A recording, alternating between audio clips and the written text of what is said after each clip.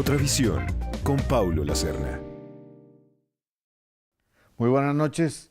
Vamos a tratar hoy un tema en Otra Visión bastante impactante para el planeta. Es la confrontación entre naturaleza y desarrollo, que parecen opuestas, pero que deben ser conducidas hacia un desarrollo sostenible, que es lo que el planeta necesita para que sobrevivamos. Estamos en la mitad del final del fenómeno del Niño y está empezando la Niña. Estamos con Manuel Rodríguez, fundador del programa de gestión ambiental que hoy en día tiene la Universidad de los Andes. Manuel fue director de la Inderena y fue el precursor del Ministerio de Medio Ambiente. Ha sido el redactor de muchas normas en este país que supuestamente van a controlar el sistema ambiental. El calentamiento global, que por lo general se explica como un resultado del consumo de combustibles fósiles. Nosotros somos víctimas y se nos pide que hagamos un esfuerzo, pero en el fondo no somos los dueños de la solución, podemos aportar un poquito. Estamos en la mitad de una encrucijada que es culpa de los países desarrollados y donde nosotros poco podemos hacer, ¿o cuál es la situación? Bueno, Colombia ya hizo un compromiso de aquí al año 2030 de reducir los gases de efecto invernadero en un 20%, pero ese no es el tema fundamental. El tema fundamental es que Colombia tiene que alistarse y tiene que comenzar a trabajar en adaptarse al cambio climático. ¿Cómo? El cambio climático trae lluvias torrenciales, trae inviernos prolongados, sequías prolongadas. Entonces tenemos que comenzar a prepararnos para eso. Ya tuvimos la Niña, pero en el futuro, con unas graves inundaciones, por ejemplo, en la Sabana de Bogotá. ¿Quiénes se afectaron en la Sabana de Bogotá? Pues la gente que había construido casas donde no tenían que construirlas. Entonces no podemos seguir construyendo urbanizaciones en Colombia al lado de los ríos, cuando sabemos que esos ríos se van a desbordar mucho más que lo que era en el pasado y van a inundar todas esas urbanizaciones. Ese es un ejemplo. Otro ejemplo, el de la costa.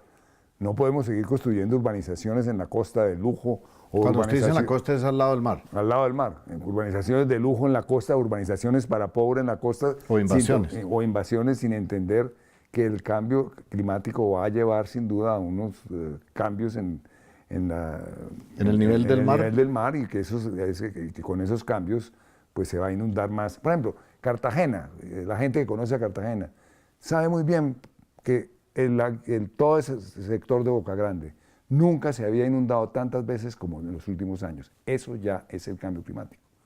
Entonces, todo lo que se ha ocurrido en Cartagena es eso. Y va a seguir ocurriendo en forma mucho más drástica. Entonces, pero eso es hablando de los sitios elegantes, pero eso va a ser a nivel popular igual. Igual. O sea, entonces, se va a inundar. Bueno, claro, toda la vivienda, entonces todos los programas de vivienda popular del gobierno, para decir algo, deben construirse ya pensando en el cambio climático. No pueden estar ubicados en sitios que sean vulnerables a las inundaciones, por ejemplo, o no pueden ser construidos en sitios donde no haya agua para proveer de agua potable, en fin.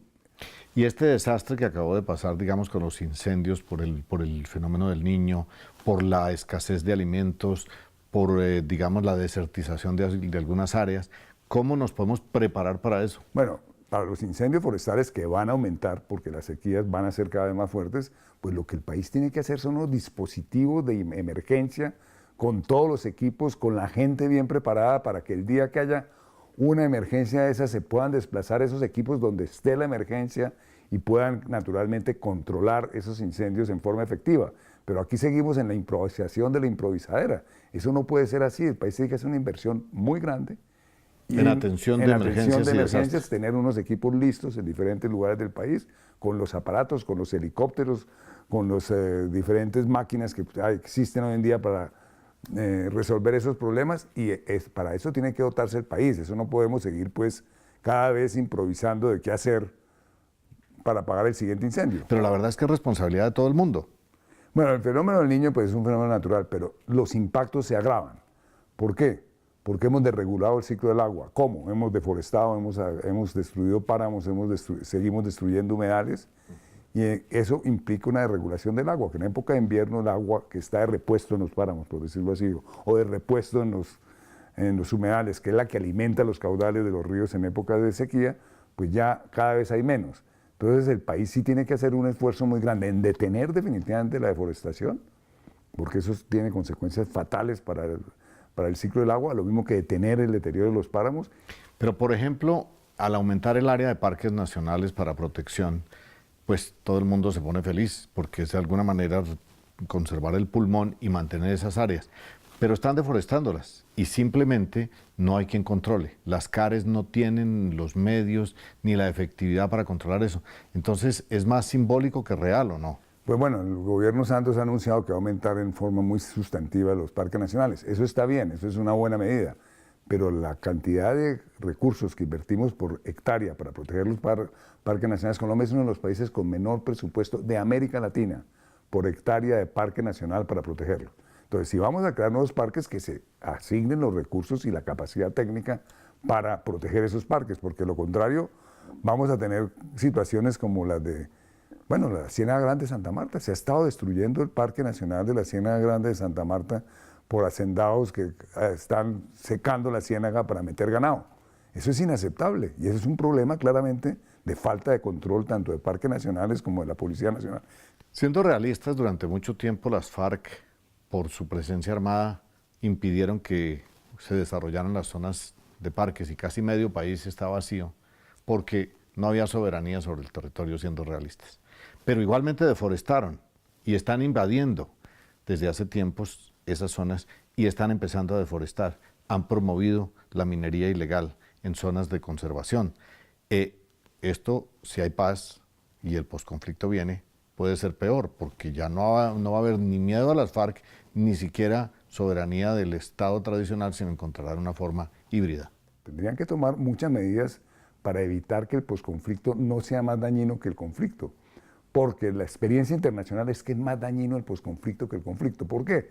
Porque los exguerrilleros, los exmiembros de las Fuerzas Armadas, los exparamilitares que han estado en la guerra en las áreas que usted mencionaba, áreas muy aisladas del país, pues saben dónde está la buena madera, saben dónde está el oro, saben dónde están los recursos naturales y muchos de ellos que no se insertan a la vida legal, lo que hacen es ir a explotarlos ilegalmente.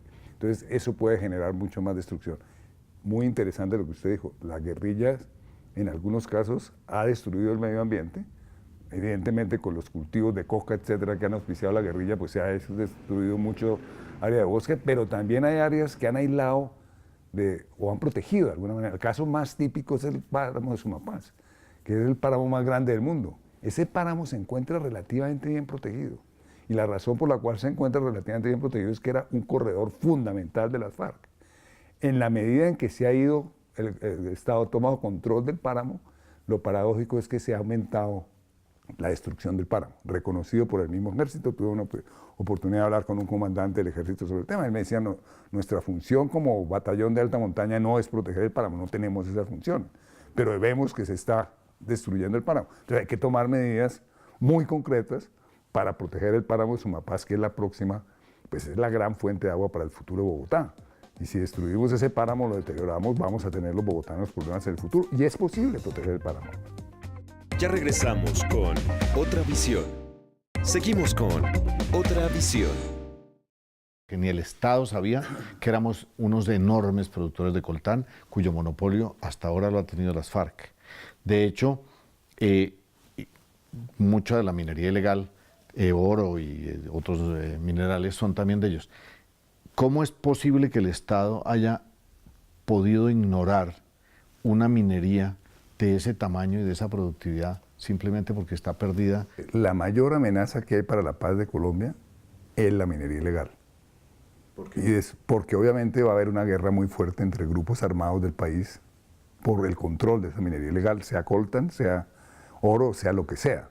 Entonces, digamos, hoy en día la guerra por la coca va a seguir, ¿no?, entre grupos armados como están existiendo hoy en día. Pero la guerra por los minerales, por estos minerales en los cuales Colombia es muy rica, se va a aumentar porque diferentes grupos van a competir por esos recursos, los diferentes grupos armados. Entonces, digamos, es un tema no solamente ambiental, pero también hay un problema de la paz. Si ese problema no se toma como un problema de orden público, de nuevo, con los equipos, con las leyes, con la policía especializada en claramente en erradicar esa minería ilegal de gran maquinaria, porque es que son empresarios criminales realmente, porque son inversiones multimillonarias, eso tienen que saber los colombianos, no es minería artesanal, con frecuencia se dice, no, lo que predomina en la destrucción es claramente una minería empresarial criminal. Pero entonces es donde uno dice, la minería ilegal es un cáncer, está en las zonas donde ha entrado, ha acabado con todo, puede que dé un medio de sustento a algunos, pero ha acabado con el medio ambiente y con mucha de la productividad que había en esa zona porque simplemente invade. La minería legal cada día tiene más restricciones, entre otras por medidas ambientales. Parecería que es más fácil ser ilegal que legal, porque a los legales les piden tal cantidad de permisos y tal cantidad de trabas de papeleo y burocráticas que no lo logran. En cambio, los ilegales lo logran porque simplemente entran y arrasan. ¿Es mejor ser ilegal que legal? No, yo daría la siguiente respuesta. La minería legal, hay minería que se puede hacer en Colombia y que es necesario hacerla, y hacerla con todos los fierros y facilitar a los empresarios allí donde se puede hacer minería, porque no en todos los sitios se puede hacer minería, pues que la hagan bien hecha. Pero yo no creo que con la minería legal se acabe la ilegal. La ilegal Colombia es un país muy rico en ciertos recursos, en sitios muy apartados, y allá va a estar la minería ilegal. El caso típico del oro. El oro, en muchas horas, muchas de la explotación del oro se hacen en áreas que no sería posible legalmente aprobarlas, porque son muy frágiles por diferentes regiones. Entonces ahí llegan los mineros ilegales, ¿no? Y van a seguir llegando mientras no haya un control estatal muy fuerte. Y pues, se meten en los parques nacionales, por ejemplo, donde en los parques nacionales es prohibido totalmente cualquier tipo de esa actividad. Bueno, se meten en los parques nacionales a sacar oro, los ilegales. Entonces, ¿cómo salimos de esa visión teórica de que el Ministerio del Medio Ambiente decide, pero en el fondo el control lo tienen las CARES y no hay una conexión entre las autoridades nacionales superiores y las corporaciones autónomas? Yo diría lo siguiente, Pablo. Usted habla de policía ambiental, sí, efectiva, no hay. Bueno, yo creo que el problema de la minería ilegal criminal no es un problema de las autoridades ambientales, es un problema de policía.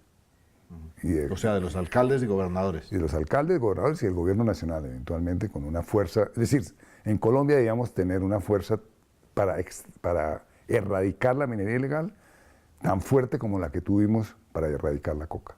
Y obviamente erradicar la minería ilegal es mucho más fácil que erradicar la coca. Ahora, lo que no saben la gente que vive en las ciudades en Colombia es la tragedia social y ambiental que se está viviendo en el Pacífico colombiano, por ejemplo, y en ciertas regiones de la Donde va a Amazonía. parar el agua que contamina. No, y con toda la cuestión del oro y todo el tema de la contaminación del mercurio, que es el otro tema de la minería ilegal, que está teniendo unas... Bueno, Colombia es uno de los países... legal. Colombia es uno de los países más contaminados de mercurio en el mundo. ¿Verdad? Y eso es muy grave. Eso está probado que, por ejemplo, los 5 municipios de Antioquia mineros son de los sitios más contaminados por mercurio del mundo, con el problema que ya erradicar esa contaminación es muy difícil. Lo que hay que hacer es claramente suspender las fuentes de esa contaminación para que no continúe aumentando. Pero lo veo a usted optimista, como si eso se pudiera. Mire, aquí en la sabana de Bogotá, en Cundinamarca y en Boyacá, algunos cultivadores de papa siembran en los páramos, contaminan las fuentes de agua y envenenan la población que está abajo y nadie hace nada. Entonces usted dice, hombre, ahí sí están las CAR. Sí, pero no lo hacen. No lo hacen. Entonces, No lo hacen. usted dice debe ser un tema de policía en esas zonas. En la minería ilegal. En la minería ilegal. Y lo otro debe ser las corporaciones autónomas regionales que se las traga la burocracia y la ineficiencia. ¿Hay corrupción o cuál es el tema? Claramente, digamos, las CAR sí están fallando en materia grave en no manejar los problemas más importantes, como ese de la deterioro de los páramos, como la deforestación. Bueno, recientemente ocurrió una cosa terrible en medio del Valle del Cauca, la laguna de Sonso drenada por unos hacendados recientemente para convertirle en tierra ganadera y en tierra agrícola. Un bien del Estado, porque un humedal de esos es un bien del Estado. Desde hace años se ha ubicado que esa laguna hay que protegerla y conservarla como está. Ha habido una pelea grandísima para protegerla. Bueno, llegan unos hacendados y no pasa nada. ¿Qué pasa con la CBC? La CBC debía poner las demandas penales, porque eso además es un delito de carácter penal, y debía además exigirle una reparación a los hacendados que hicieron esto, y además debía pedirles una compensación y multarlos. Es decir, existe además toda la batería para hacer eso. ¿Dónde diablos está la CBC en este caso? Bueno, esa es una pregunta. Cortolima se ha enfrentado a una multinacional muy grande para una de las minas de oro más grandes. Pero en el fondo, lo que está sucediendo es que les están trasladando el tema donde se apoyaban, digamos, las comunidades, que eran las consultas, a las autoridades nacionales.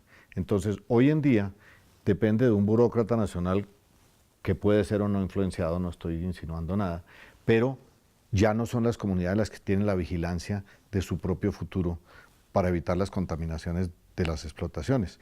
¿Cuál es la situación en esos casos? ¿Por qué cambiaron las consultas populares a nivel nacional? El problema de la minería es que es una cuestión de interés público, de utilidad pública e interés social. Entonces, el Ministerio de Minas declara una área como, da un título minero, eso queda de utilidad pública, interés social, y ahí entran con todo los exploradores, etc. En Colombia, las comunidades han puesto con razón la discusión de decir, mire, es que para ir al subsuelo hay que pasar por el suelo, y nosotros sí tenemos que opinar sobre el suelo. Además, cuando queda un subsuelo aquí y el suelo aquí. Correcto. Entonces, digamos, hay esa... Digamos, eso lo van a tener que decidir las Cortes. Digamos, el caso del Tolima en este momento es muy interesante porque el alcalde quiere hacer una consulta popular y hay entes del gobierno nacional que dicen que se oponen y que dicen que eso es ilegal, que eso es inconstitucional.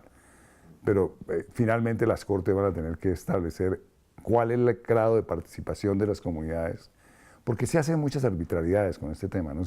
Llega un señor con un título minero donde un campesino que ha venido cultivando su tierra desde hace décadas y le dicen qué pena, pero aquí esto me lo entregaron con este título minero y esta tierra ahora va a ser para explotación minera. Yo creo que eso está muy mal manejado en Colombia. No estoy diciendo con eso que no haya minería, sino que la minería requiere un proceso de licenciamiento social y licenciamiento ambiental. Pero ahí hay el riesgo político, hay el riesgo de corrupción, hay muchos riesgos en esa participación, digamos, del licenciamiento social. ¿Cómo prever que no se vuelva una traba permanente para que los legales puedan explotar eficiente y a la vez responsablemente? Bueno, yo creo que sí tiene que haber... Yo creo que parte del problema es que la población ha perdido confianza en el Estado en el tema ambiental. El Ministerio de Medio Ambiente se ha debilitado mucho y las corporaciones regionales también. Lo que tenemos es que restablecer la confianza entre las entidades ambientales y las entidades mineras y la comunidad. Si esa confianza no se restablece... ¿Qué falta para hacer eso? Pues para lograrlo. Yo creo, primero, fortalecer las autoridades ambientales y aislarlas de la politiquería, de alguna manera. Hoy en día son entes totalmente autónomos. Sí, pero muy politizados. Realmente las corporaciones autónomas regionales deben ser unas entidades técnicas de primer nivel, que le den confianza, y lo mismo el Ministerio del Medio Ambiente, que le den confianza a los ciudadanos por sus decisiones. Hoy en día hay tal desconfianza que entonces, como dicen, todo el mundo quiere tomarse la justicia por su propia mano, y eso no funciona. Eso no funciona, que un grupo de ciudadanos nos reunamos para decir es que esa mina no es viable. Para saber si es viable o no hay que hacer unos estudios muy profundos y una autoridad independiente tiene que decir si es viable o no es viable. Y uno creerle, porque si no, ¿cómo diablo? Pero ahí viene un tema práctico de hoy, la Reserva Van der Hamen, los cerros orientales de Bogotá. Hay una situación en que el desarrollo de Bogotá, por la visión del alcalde actual, está diciendo esa reserva ya está ocupada. Si está ocupada, no veo qué es lo que tiene de reserva, dejémosla como está y más bien construimos. ¿Cuál es la situación? Desde luego contraria a la del alcalde de ustedes, los ambientalistas. Bueno, yo lo que pasa es que participé mucho en la creación de esa reserva, porque el alcalde tuvo la misma idea de urbanizar totalmente el norte en el año 2000 y presentó su plan de de urbanizar esa área con los mismos argumentos de hoy, y la CAR le dijo que no porque iba a ser un área protegida, y él apeló al Ministerio del Medio Ambiente y el ministro del Medio Ambiente creó una panel de 10 expertos con urbanistas, con expertos en sistemas y 3 ambientalistas. Eran 9 personas de diferentes áreas y 3 ambientalistas, entre otras cosas, Salmona y Germán Sampergénico estaban ahí. ¿Y cuál fue el resultado? Dijeron, la CAR tiene toda la razón, eso no se puede, hay que mantenerlo como un área protegida, y el Ministerio del Medio Ambiente sacó una resolución creando el área. ¿Y restaurarla para qué? ¿Cuál es la razón ambiental para restaurarla? Tiene varias cosas. Primero, sería la única área de la sabana de Bogotá que mantendría una flora y una fauna similar a la de hace muchos años, entonces, y eso tiene un valor desde el punto de vista biológico muy importante. Segundo, es un área muy rica en aguas subterráneas, en acuíferos, etcétera, y entonces también tendría esa función. Tercero, sería una extraordinaria área de recreación. Bogotá se merece tener un área de recreación de ese tamaño. Pero suena un poco romántico. Lo que está diciendo Peñalosa es que no hay tierra para construir y que esa, de hecho, está construida porque no se ven ni bosques, ni se ven las cosas que los ambientalistas defienden. No, pero Peñalosa está errado. La prueba es que existe un plan de manejo de la CAR que tiene 35 páginas para que eso vaya evolucionando paulatinamente a lo que quieren los ecólogos y ambientalistas, etcétera, etcétera. Peñalosa no ha estado dando una información transparente. Por cierto, Peñalosa quiere que se modifique ese ordenamiento territorial hoy sobre la base de que este año todos los municipios de Colombia tienen que hacer de nuevo sus planes de ordenamiento territorial. Entonces sería muy grave que después de un proceso de 16 años de ordenamiento territorial de una zona y de señalamiento de esa zona como una futura reserva ecológica y sitio recreacional, de un plumazo un alcalde resuelva desbaratarla. Cuando hace 10 años, cuando está presentando hoy los mismos argumentos que hace 10 años, no son distintos. El panel de expertos hizo todos los estudios demográficos, hizo todos los estudios de la urbanización en la sabana de Bogotá. Todas las preocupaciones de Peñalosa las presentó él, que son las mismas de hace 10 años. Y ese panel de expertos con urbanistas de primer nivel, por ejemplo Salmona, el legendario Salmona, dijo, eso es lo mejor que le puede pasar urbanísticamente a Bogotá. Ya regresamos con Otra Visión. Seguimos con Otra Visión. A mí me llama la atención ustedes los ambientalistas, se quejan de la contaminación de las aguas, de la deforestación, de todo lo que tiene que ver con la tierra, la erosión, etcétera, pero no hablan del aire.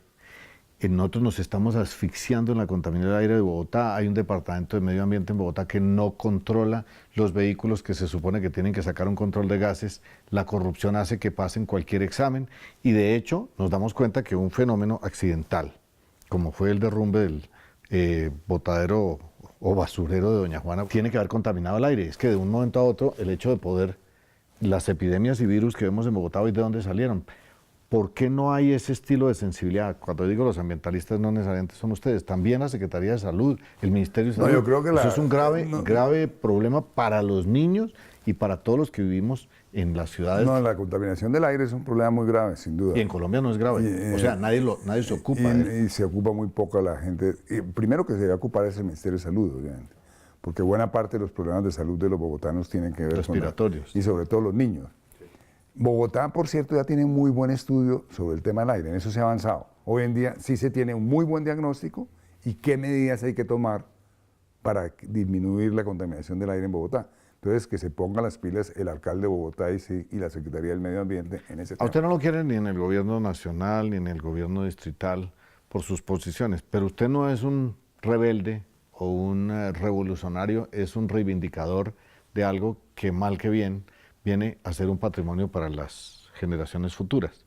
Usted, que en esa lucha está acompañado de una cantidad de gente valiente y valiosa que decide defender esos derechos, ¿usted es optimista sobre el futuro donde hay un Estado que parece no ser receptivo y una comunidad que clama cada día de una forma más vehemente que se respete un desarrollo sostenible? ¿Usted es optimista en esa confrontación? No, yo soy optimista porque en ese proceso que ha sido muy duro en estos 40 años, se han logrado muchas cosas. Entonces, por ejemplo, Peñalosa hoy en día dice, qué maravilla los cerros de Bogotá, voy a hacer un sendero. Bueno, para que esos cerros sean protegidos en lo que se ha protegido, porque hubo una parte que no se logró proteger, la lucha de los ambientalistas fue tenaz, ¿no? Y se declaró que era una zona de reserva forestal en el año 74 y mantener eso ha sido tenaz. Bueno, se logró.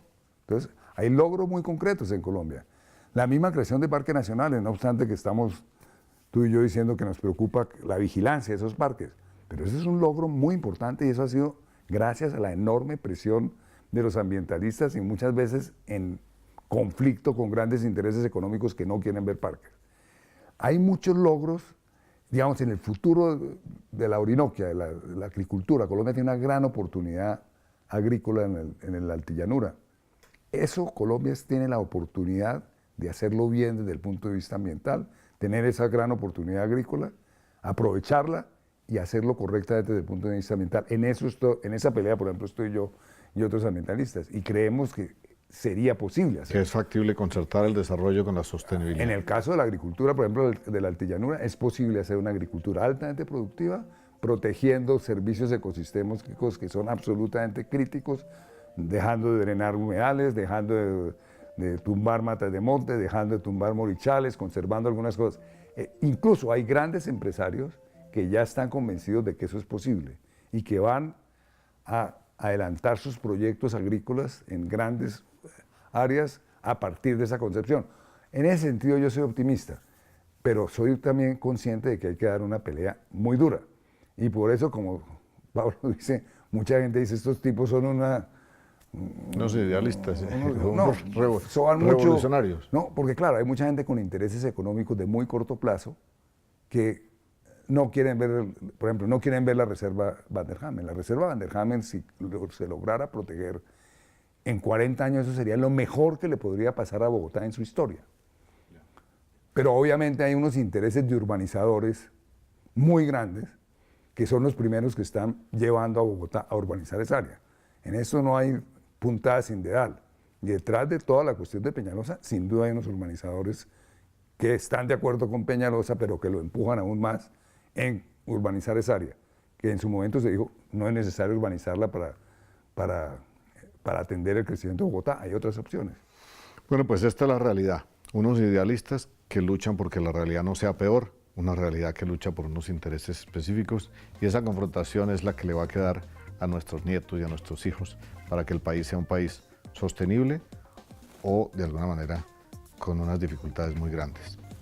Muchas gracias, doctor Rodríguez. Muchas gracias, Muchísimas Pablo. gracias a ustedes por su compañía. Los esperamos muy pronto en Otra Visión.